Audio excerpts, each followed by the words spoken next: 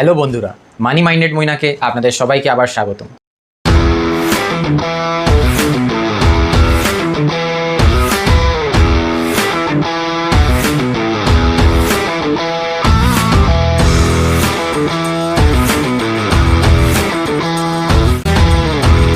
আশা করি আপনারা সবাই ভালো আছেন এবং সুস্থ আছেন। অনেক দিন ধরে আমার কয়েকটা সাবস্ক্রাইবার এবং বন্ধুরা বলছিল যে প্রত্যেক 2 সপ্তাহ 3 সপ্তাহ অন্তর অন্তর তো একটা করে আইপিও আসেই, তো সেই আইপিওগুলোকে নিয়ে কেন আমি ডিসকাস করছি না। আমি ভাবলাম ঠিকই কথা, তাহলে সেই আইপিও নিয়ে ডিসকাশন কেননা আজ থেকেই শুরু করা যায়।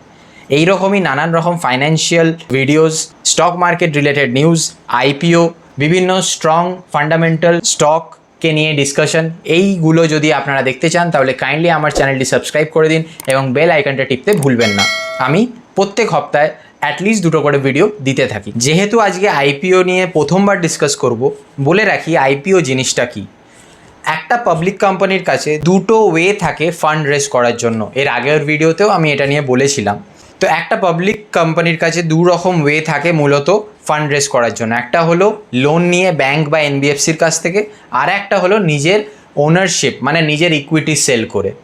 লোন নিয়ে যদি কোনো রকম টাকা বা ফান্ড রেজ করা হয় তখন ওটা একটা কোম্পানির জন্য ফিক্সড চার্জেস হয়ে যায়, মানে কোম্পানি প্রফিট করুক আর লস করুক তাকে তার লোনের ইন্টারেস্টটা দিতেই হবে।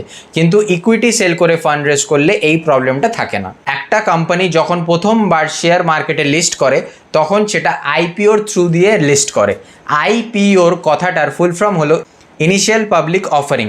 এর মানে হলো প্রথমবার যখন একটি কোম্পানি পাবলিককে নিজের শেয়ার অফার করে সেটা আইপিও বলে।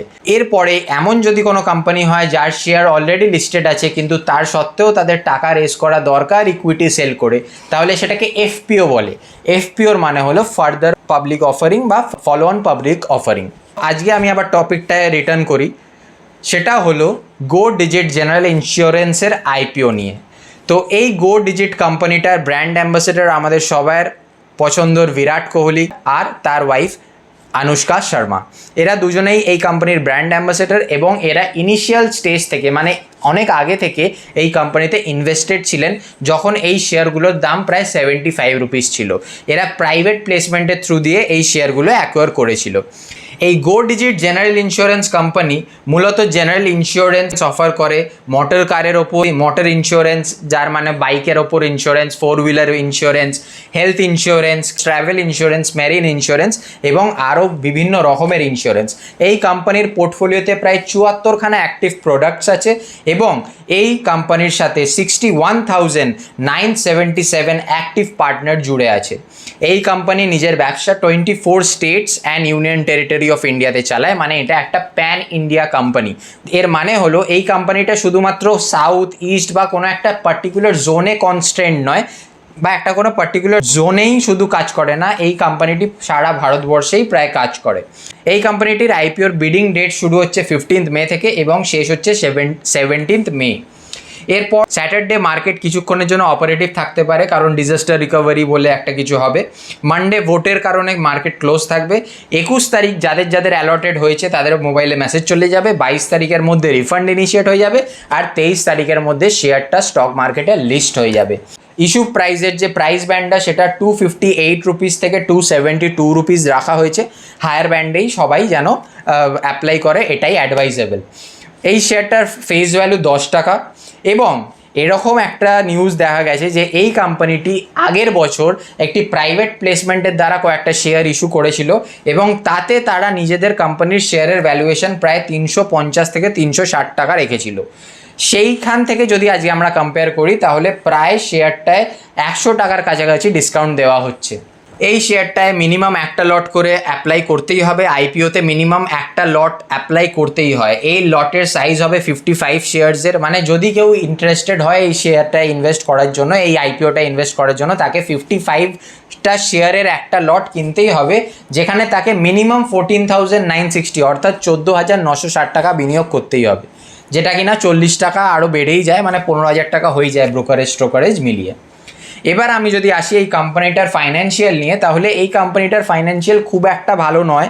তার কারণ এই কোম্পানিটি 2016 সাল থেকে কাজ শুরু করেছে, তারপরেই তারা শুরু করার কিছু বছর পরেই আমাদের বড় যেটা করোনা ক্রাইসিস, যেটা কোভিড ক্রাইসিস, সেটা দেখা যায়, যার জন্য তাবড় তাবড় ইন্স্যুরেন্স কোম্পানি ওই কয়েকটা বছরে ভালো লস ইনকার করেছে।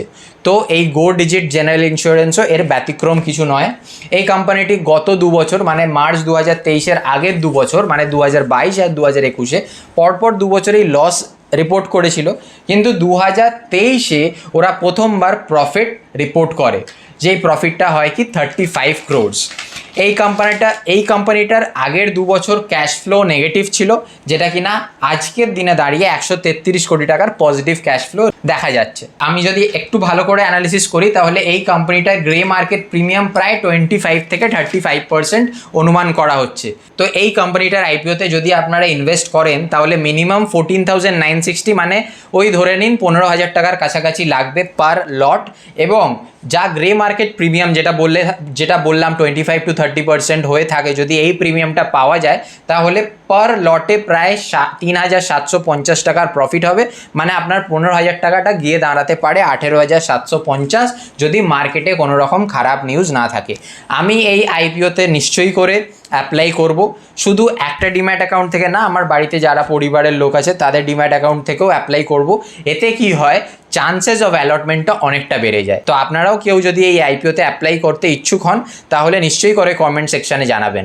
আর এইরকমই ভিডিও দেখার জন্য আমার চ্যানেলটা প্লিজ সাবস্ক্রাইব করে দেবেন এবং বেল আইকনটা টিপতে ভুলবেন না।